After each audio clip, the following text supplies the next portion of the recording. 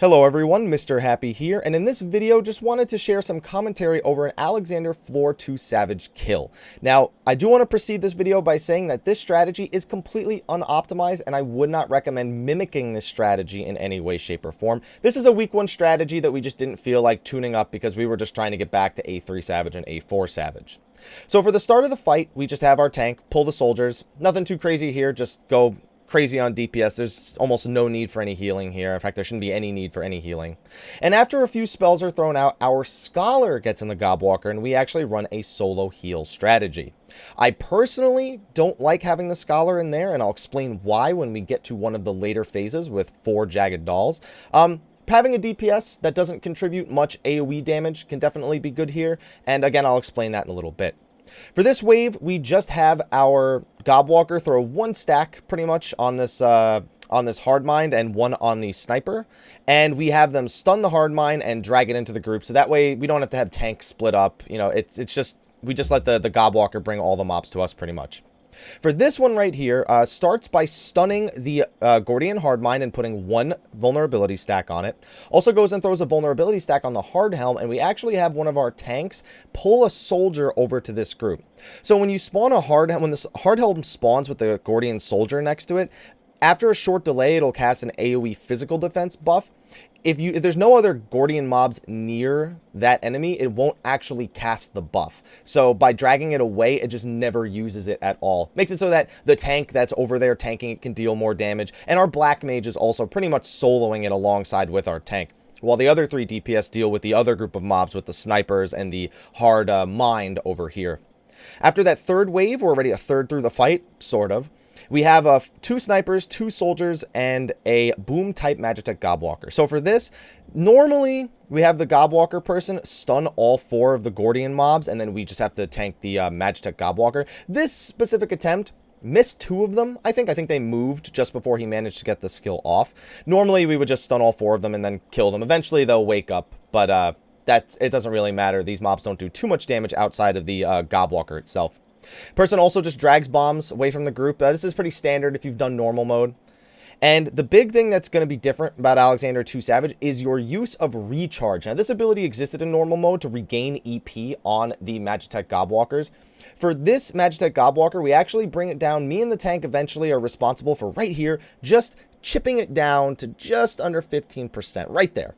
Now, it's going to start losing 3% of its health every few seconds, and in this time, we usually try to get 3 or 4 recharges, but that's because our strategy going into Wave 5 is significantly different, like I said, due to the lack of optimization. So what we actually do here, the person in the Gobwalker throws 1 stack on the North Gobwidow, and then goes and stuns the soldiers away from the group. Then starts applying more stacks to this Gobwidow. I'm sorry, this is a Gobwidow, not a Gobwalker. Gets it to 5 stacks and then starts dragging the bombs away. Now, what you'll see most groups do, the reason why we do this is because the attack Bangy Zoom, if there's any Gordian soldiers or snipers nearby when it casts, they have a bomb attached to them, and if they die with the bomb attached to them, it explodes, and it does a lot of damage. You really don't want that to happen. However, if the Gordian soldiers and whatever have the bomb, but they are stunned using Temporal Insanity, then they won't explode when they die. So what you'll see most groups do is stack all of these mobs, both the South and North Gobwidow, as well as the 2 soldiers in the middle of the room, and just stun the soldiers before you ultimately decide to kill them while AoEing everything down and applying vulnerability stacks. For this reason, it makes Summoners and Scholars great. I'll have more time to talk about that in the Jagged Doll phase. So right here, we're about to phase transition. The other tank has the 2 soldiers over there. None of them have Bangy Zoom. Again, original strategy. And we kill off the 2 Gobwidows, and now we have a Jagged Doll, a Boom-type Magitech Gobwalker. We have the 2 soldiers left over from the last wave. And we have, it's either a Hard Mind or a Hard Helm. Why don't I just read the party list on the left? We have a Hard Helm that is currently being slowed. Now, there is an attack on the Gobwalkers that slows them. If any damage is dealt to them while they are slowed, though, the slow will be broken. So after the slow is applied, when it's about to wear off, the Gobwalker person walks over and stuns it, so that way we can finish off this Jagged Doll, and then this tank can go grab that Hard Helm over there. So, excuse me, so there we go, grabs a second bomb. Again, same thing here. We're going to very carefully time the Gobwalker's health in order for our our Gobwalker, in order to recharge. Now, during the double Gob Widow phase, he actually used the self-destruct ability. Used it just before we went into this phase. So we are on our second Gob Widow at this point. And we finished off the soldiers. They're finishing off the hard helm over there. If you can see the health bar on the left-hand side on the aggro list. And at this point, we kind of like to take a little bit of a break. Like, we're going to let him recharge, but we're also going to make sure that we let our paladins, 5 stacks, get at least as close to falling off as possible. Gives us a little bit of time to regenerate MP with a ballad, but remember, you are on a strict timer here of about 10.5 minutes. So you don't want to take too much time here. He actually takes a few cleaves with the stacks and then pops Hollowed Ground. I also Shade Walker him just to make sure he can generate that additional enmity on the Jagged Dolls. Normally, I would also smoke screen the healer here just in case, just to make sure enmity is stable at this point, but I didn't do it on this attempt. That's really my fault. Now, the reason why I really love Summoner and Scholar for this fight, if you apply your dots to a Jagged Doll that has 5 stacks of vulnerability and then bane it to the nearby Jagged Dolls, or any nearby enemy, really, any enemy that has the 5 stacks of vulnerability, it will snapshot the super buffed vulnerability dots. Really? He died this attempt? Maybe I should have used a different attempt. Regardless. And then it'll snapshot those super powered dots and apply them to all the nearby enemies, even if they don't have vulnerability stacks. It just makes it so that Summoner and Scholar can destroy this fight with the use of baned dots and can absolutely make the enrage timer a non-issue. For that, we would also be tanking the Jagged Dolls a little bit closer to one another, but since we A, don't have a Summoner, and B, our Scholar is in the Gobwalker, we have to take a different approach where we have to kind of single target them all down, make sure we're calling which ones we're going to kill next. It's just, having a Summoner on this fight is so amazing. We're also behind because of that death, so you're going to see the phase transition right here.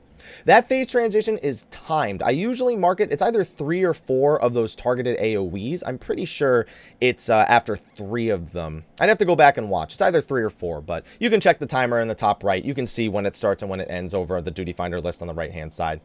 So for this wave, we start by stunning the snipers and the soldier. We also make sure we kill off this Jagged Doll first. Again, we are really far behind on this attempt because of that death. And then we all switch over to the Hardmind and kill this one off next. So again, it has no enemies near it. It's just far enough away from the soldiers and the snipers over there so that it doesn't do its AoE magic defense buff. If it does, it's almost a GG. And that's pretty risky what we're doing right here, trying to move it over. Oh, it actually got it off on a soldier this attempt. So it was moved just close enough at the last second. Again, a result of the death we had before, being slightly behind on DPS with both the Jagged Doll and the Hardmind. This phase won't end until you actually kill everything, so you can kind of take your time in this phase, especially if you have a Summoner or a Scholar and you need to regenerate a little bit, since you're probably way ahead of the enrage timer at this point. But this is wave number 8 out of 9.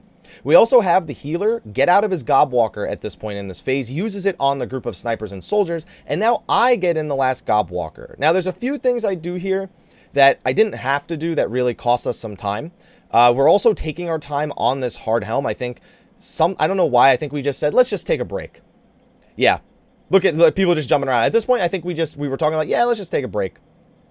You like, get it low while we take a break. Like, this is how much time we had with the enrage. I think this was mostly just because of that death. We lost some MP, there was some TP that needed to be generated. And this phase, again, we do totally differently. I don't feel like this is the most optimal way of doing it. I start by stunning the double sniper and double soldier pack. I start applying vulnerability stacks to the Gobwalker, and we Black Mage LB this group, or Caster LB this group. Now, before we had more gear, we would usually have an LB2 here, and it would go a little bit smoother. With only the LB1, this tank actually takes a significant amount more damage. So after applying the 5 stacks and starting to apply stacks to the Jagged Doll, I re-stun this group. Now, I'm going to use a 3rd stun here. This was the first time I'd had to use a 3rd stun because it just didn't die fast enough for the reason not having the LB2 compared to what we were used to with the original use of the strategy. Normally, you would use that extra EP from that run to just start putting vulnerability stacks on everything, and now I have to be kind of conservative with my vulnerability stacks just for the sheer sake that it's kind of on the rough side right now. With the vulnerability stacks off of this tank, though, the healer shouldn't have too much of a problem. It's really just dealing with those Gobwalker stacks while taking the sniper shots, while taking the soldier hits, while taking the Jagged Doll cleaves. All of that adds up. Most groups you'll see, same thing with wave number 4 or 5, I believe it was, with the double Gob Widows before. Most groups will just stack them up, stun the soldiers and the snipers when it comes time to kill them, and then you never have to deal with the explosions. You can get the AoE from the Bane, and it goes so fast. You can beat this fight in like 8 to 8.5 minutes if you have summoners and scholars doing DPS.